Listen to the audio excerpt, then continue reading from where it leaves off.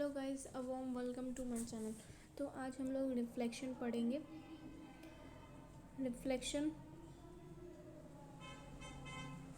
Reflection में कुछ ऐसे पॉइंट्स हैं जो कि आपको याद रखना है, जिससे कि आप रिफ्लेक्शन एक्सरसाइज का हर एक क्वेश्चंस को इजीली सॉल्व कर सकें। जैसे है फॉर पी एक्स वाई, अगर एक्स एक्सिस से रिफ्लेक्शन हुआ, अगर P का एक्स एक्सिस से रिफ्लेक्शन हुआ तो ये एक्स एक्सिस से अगर रिफ्लेक्शन होगा तो वाई एक्सिस चेंज हो जाएगा। डेट मीन्स कि x minus y, P x y. अगर वाई एक्सिस से रिफ्लेक्शन हुआ, अगर वाई एक्सिस से रिफ्लेक्शन हुआ तो पी डैश होगा माइनस एक्स वाई। ओके, और पी एक्स वाई अगर ऑरिजिन से रिफ्लेक्शन हो रहा है, अगर ऑरिजिन से रिफ्लेक्शन हो रहा है तो दोनों ही चेंज हो जाएगा, minus x minus y. Okay, इसमें एक और आता है पी एक्स वाई। अगर point parallel to x axis है तब क्या होगा? अगर पैरेलल टू, वेट मैं इस सबको मिटा देती हूँ, पी एक्स वाई अगर पैरेलल टू एक्स एक्सिस है तो क्या होगा? तो पी डैश एक्स एक्सिस है, that means y axis change होगा, तो x minus y plus 2a। Okay, यहाँ पे ए डिस्टेंस है, ए डिस्टेंस को रिप्रेजेंट कर रहा है। पी एक्स वाई अगर पैरेलल टू वाई एक्सिस है, अगर पैरेलल टू वाई एक्सिस है डेट मीन्स कि एक्स एक्सिस चेंज होगा, तो P dash minus x plus 2a comma y. ये आंसर हो गया। इतना बस आपको याद रखना है। और एक और पॉइंट आता है इनवेरिएंट।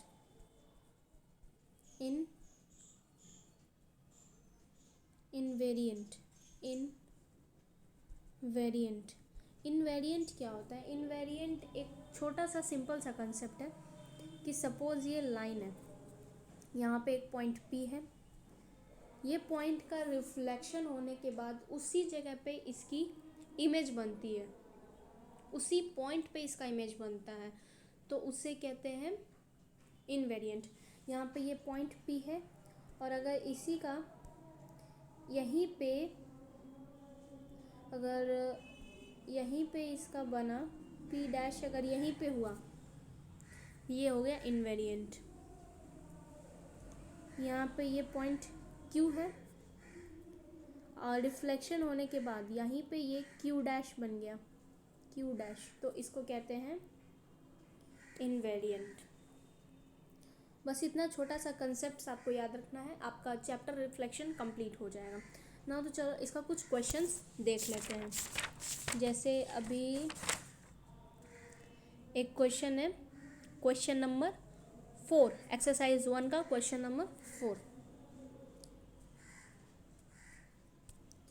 क्वेश्चन कह रहा है अ पॉइंट P का पॉइंट दिया हुआ है A B, maps on to the point P dash दे रखा है -4, 7 on reflection in the x axis. अगर एक्स एक्सिस से रिफ्लेक्शन होता है तो क्या होगा? अगर एक्स एक्सिस से रिफ्लेक्शन होता है तो मतलब कि हमारा वाई एक्सिस चेंज होगा, राइट? वाई एक्सिस ही हमारा चेंज होगा ना। यहाँ पे पहले क्वेश्चन कह रहा है एक्स एक्सिस से रिफ्लेक्शन हो रहा है, तो P dash y axis change होगा -4, -7, ये आंसर हो जाएगा। और दूसरा कह रहा है वाई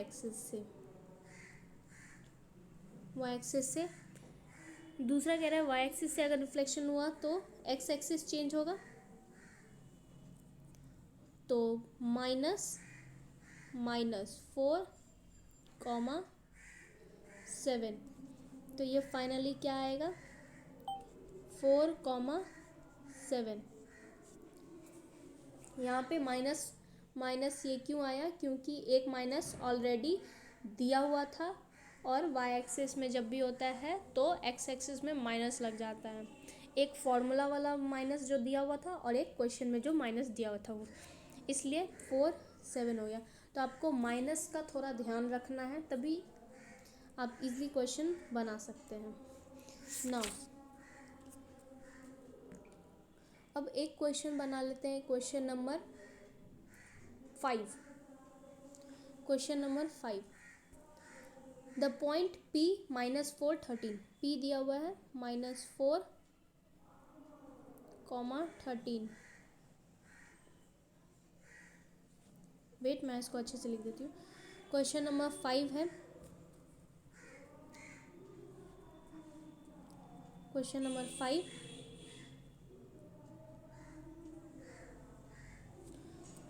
पॉइंट P दिया हुआ है, P -4, 13 is mapped on to P dash when reflection in the x axis, यानी एक्स एक्सिस से रिफ्लेक्ट होके जा रहा है तो P डैश क्या हो जाएगा -4, -13, and then P dash is mapped on to P double dash.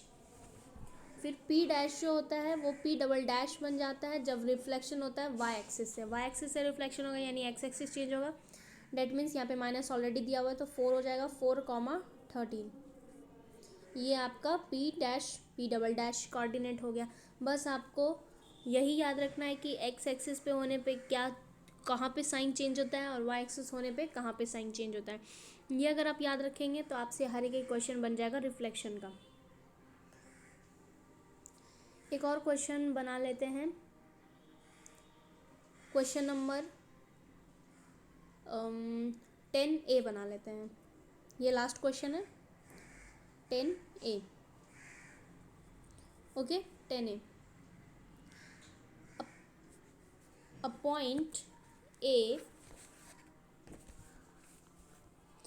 point A जिसका कोऑर्डिनेट्स दिया हुआ है AB maps onto A dash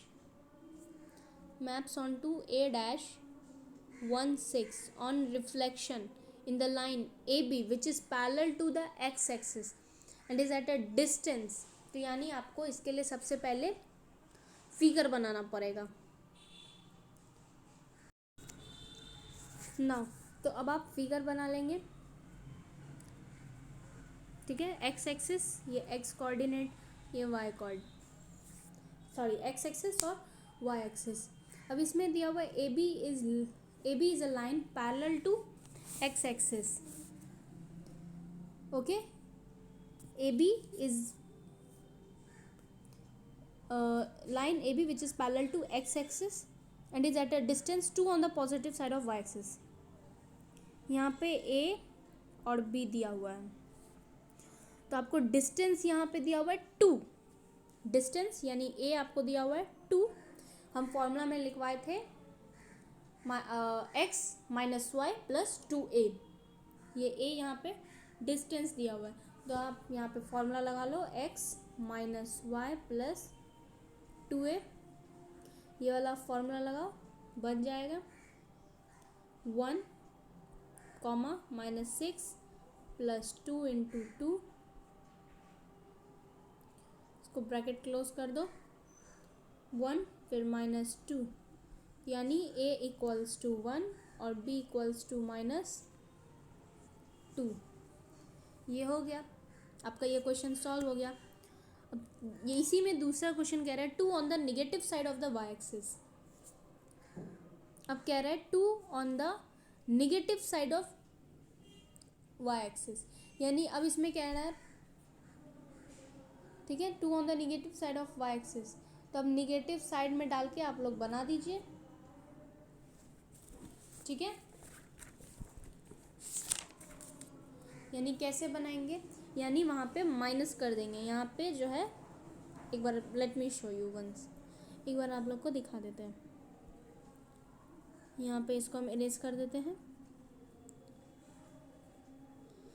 तो यहाँ पे ये क्या हो जाएगा, 1 -6 plus 2 into -2, negative side negative का था इसलिए माइनस लगाना पड़ा। 1 कॉमा -6 -4, ये हो गया 1 कॉमा -10, यानी ए हो गया 1, बी हो गया -10, ए 1, बी -10। इसी तरह से आपको सारा क्वेश्चन बनाना है। नहीं बनेगा तो आप कमेंट बॉक्स में उस क्वेश्चन को मेंशन कर दीजिए, आपको उसका सॉल्यूशन मिल जाएगा। Till then, bye all of you, and you all take care.